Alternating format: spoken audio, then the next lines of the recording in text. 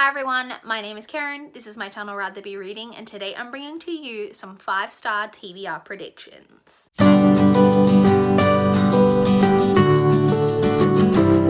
So recently on my channel I posted a wrap up of the first set of 5-star TBR predictions that I did. I will link that in the cards for you guys if you haven't seen it yet.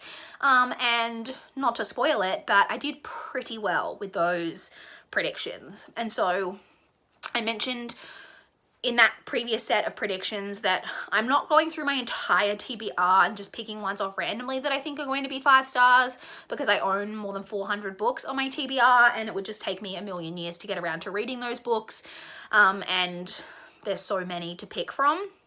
What I have done is I've literally taken the books across the first shelf of my TBR and selected the ones from that area that I think will be 5-star predictions, in the hope that I will get to them sooner. It took me about 11 months to get through the last set, but the area of my TBR that I'm in at the moment is a lot of standalone, so I'm hoping that I'm going to get through things a lot quicker and that maybe it won't be 11 months until I have a wrap up of these books to talk to you guys about. So I have 3 books here from the top shelf of my TBR that are 5-star TBR predictions. So let's jump into them and talk about them, what they are, and why I think that they could possibly be 5-star books for me. So the first book I have here is the one that I'm least confident about. If I'm honest, I probably wouldn't have included it in this video, except that I only had 2 others and I wanted this video to have at least 3 books in it. This book technically could have been included. It was on the top shelf when I filmed my last TBR predictions and I didn't include it then, but it is the book that's closest, like following the other 2 that I'm going to talk about, to a book that I think that I'm really going to enjoy. So the book is My Sister Rosa by Justine Labillestier. So the main issue I have with this, and why I don't think it, so we're going to talk about why I don't think it will be before we talk about why it might be, is that this is a thriller. And while thriller is my favorite genre, I have never given a thriller a 5-star rating. I think that because thriller is my favorite genre, I have a lot higher expectations for it. And then also, just by the very nature of the type of books that thrillers are and the fact that I'm such a suspicious bitch, I never find the books as surprising or as thrilling as I want them to be, because I am just second guessing everything that every character says, does, anything that happens, and so I quite often guess it and I hate myself for it, but it is what it is. And so this is a thriller. And so I think that it could be very difficult for this to hit that 5-star mark for me, but I'm hoping that even if this isn't like a 5-star read, that it's still like a 4 or a 4.5-star read. So this is, I think this is adult in terms of the narrative, but it does follow young adult characters. So I think we're following a teenage boy named Che, who, his younger sister Rosa, he's convinced that she's a psychopath or a sociopath or something, one of the paths. And he loves his sister and he's trying to protect her from the world, but at the same time is trying to protect the world from Rosa, because he's convinced she's a psychopath or a sociopath or whatever path. And so, yeah, it's just basically about that. I first heard about this book on Little Book Owl's channel and she loved it. It is by an Australian author, I believe. Do we have information about the author that I could confirm that?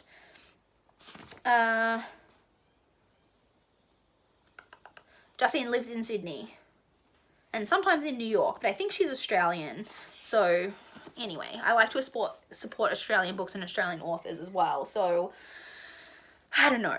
There's potential for this to be, I really do think I'm going to enjoy this book. It sounds like right up my alley, but it's so hard for a thriller to hit that mark. Like maybe this will be my first ever 5-star thriller. I don't know. I guess we'll see when I finally get around to reading it. So that's the first prediction. On to my second prediction, which I'm now realizing is there's a sticker on the front that I haven't pulled off, and I'm annoyed that I didn't do it before this video, but here we are. So the next book I want to talk about is Written in Red by Anne Bishop. So this one is kind of a strange choice as well, that this is the first book in an urban fantasy series, which, again, urban fantasy is not typically, I would say, a genre that I tend to give like super high ratings, but this has been a series that has spoken to me for years, like since I first heard about it, and I just feel in my gut like it's going to be something that I really, really love. So Written in Red from what I recall, is, so it's set in an urban fantasy world where the main character is a blood prophet, or she's some kind of prophet, but when she, in order for her to like see the future or predict things or whatever, she has to be cut. When she's cut and she bleeds, that's when she can like tell the future.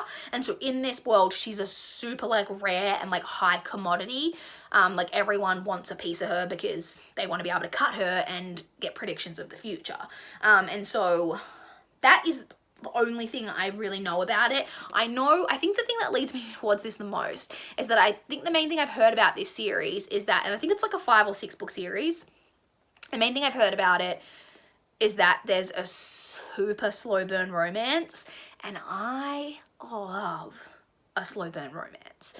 So I don't know, maybe this won't quite hit the mark because we won't get enough of the romance in this book because it will just be the first book in the series. I also really like this cover with it being like the outline of the wolf, but then the girl's face and the woods in the background. Too bad the rest of my books in this series are like ugly mass market paperbacks, but I'm just hopeful. I don't know what it is, because like I said, it's not typically something that I would necessarily think would be a 5-star, but this book has just really called to me on like a gut level for a long time, so we'll see. It could be a 5-star book. And then the final book, the one that I'm kind of most confident will be a 5-star rating, is my ugly edition of Jane Eyre by Charlotte Bronte. So Jane Eyre has been the classic that I've wanted to read for the longest time. I want to read like basically everything that Bronte sisters have written, but I wanted to start with Jane Eyre because it's the one that I'm most drawn to. All I know about it is, for the most part, is that, wow, does this have tiny text? Jeepers, that is some small writing, and this is like 500 pages, so it's gonna be a dense read. Anyway, is that Jane, I think, is a governess. She becomes like a governess to a man's children, and then that's all I really know. I have been spoiled kind of for one aspect of this story, which I won't say because I don't want to spoil anyone who doesn't know it, because people, particularly with classics, feel like it's okay to just talk openly about things, and not even just people like on BookTube, which yes, I've been spoiled for this book several times on BookTube for the thing that I'm talking about, but I've also been spoiled just like in pop culture. It's a book that's referenced quite often in other books, and this particular thing will be referenced in books, but I don't know the exact details or like the larger scope of what I'm talking about, so I'm hoping that that won't be an issue, that I kind of know a little bit about that going in. So yeah, all I know about it is it's about someone who becomes a governess for a man's children. And I think she is from a poor background, and it's about her being the governess. It sounds like a very, like, I don't know a lot about it, so why do I think it's going to be 5 stars? Again, it's more of a gut feel with this one. It's just always, every time I hear someone talking about Jane Eyre on their channels, like on BookTube, I've always just been like, I need to read that. I think I'm going to love it.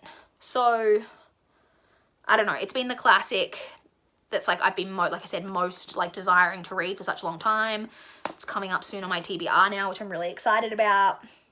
And then once I've read this, I can finally get to more of the Bronte sisters works. Bronte, whatever. But yeah, so I'm hopeful that Jane Eyre is going to be a 5-star read for me. So that's it. Those are the 3 books that are coming up soon-ish on my TBR that I'm hoping are going to be 5-star reads. Like I mentioned, I'm hoping that I'm going to be able to film a wrap-up for these 3 5-star TBR predictions sooner than the last time, because I'm getting through my TBR pretty, like, I don't want to say swiftly because that would be overstating things, but I'm getting through them quickly, more quickly than I have been recently. Like I said, I've got so many of the like books on the top shelf of my TBR, with the exception of this, which is in like a longer series. So many of them are standalone books that I think I'm going to be able to get through that section of my TBR like a lot quicker than I did previously. So I'm excited about it, hoping I'm going to love them and that there's not going to be any, whoops, I thought it was a 5-star, but it was a 2-star. Hoping we're not going to have any of that.